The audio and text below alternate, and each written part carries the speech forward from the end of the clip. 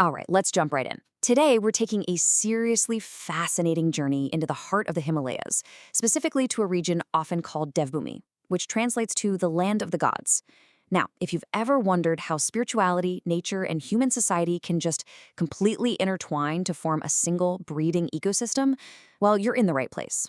In this explainer, we're going to explore the unique spiritual ecology of Uttarakhand, where the mountains aren't just rocks and the rivers aren't just water. They're actually living, divine participants in everyday life.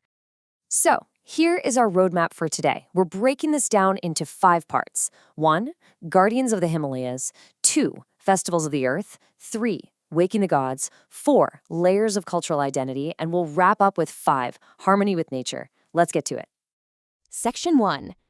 Guardians of the Himalayas, the localized deities of Devbhoomi.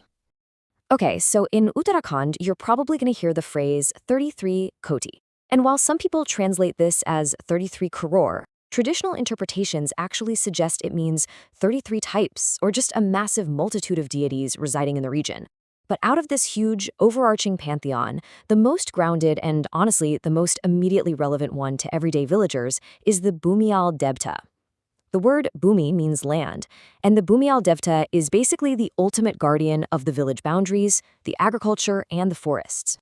Think about how incredible this is, right? Before a single seed is sown in the dirt or a single brick of a new house is laid, villagers have to first appease this spiritual guardian at a sacred local platform called a thon. They act like the ultimate metaphysical landlords, keeping harmony intact and keeping calamities at bay. And what's really wild is just how localized this gets.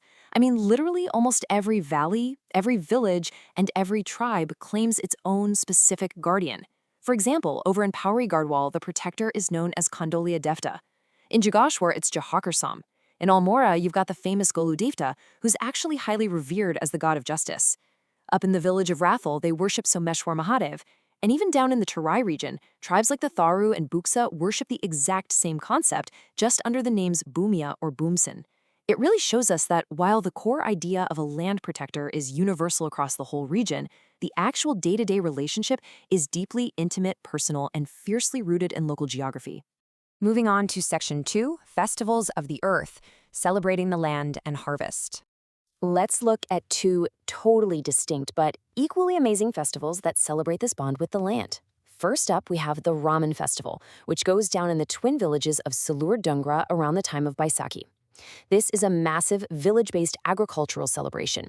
It features these incredible masked dances and ritual theater that literally bring the Ramayana epics to life right there in the village square. It is so unique that UNESCO actually recognized it as an intangible cultural heritage of humanity. Now compare that with the Anduri or Butter Festival. This one doesn't happen in a village square at all. It happens way up in the high-altitude alpine meadows or bugyals like Dayara Bugyal. As the monsoon shifts from Savin to Bato, shepherds who've been living up in the mountains for months with their cattle offer fresh butter to nature and their local deities. It's essentially a giant thank you for the lush, nutritious grass. You can almost smell the fresh mountain air and the buttermilk being joyously flung around in those high meadows, which is just a beautiful contrast to the rhythmic, theatrical drums of the village Raman Festival. Section 3, Waking the Gods, the mechanics of the Jagar ritual. Now picture this for a second. The pitch black of a Himalayan night, a roaring fire, and a community gathering together to literally channel spirits for answers and justice. To wake a god, there's this fascinating division of labor required to bridge the human and divine worlds.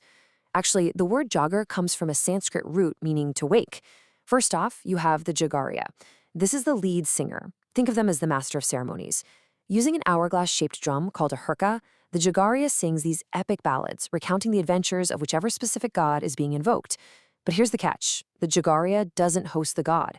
That incredible physical burden falls to the Dungaria, the medium. The Dungaria is the person whose body is actively used by the incarnating god.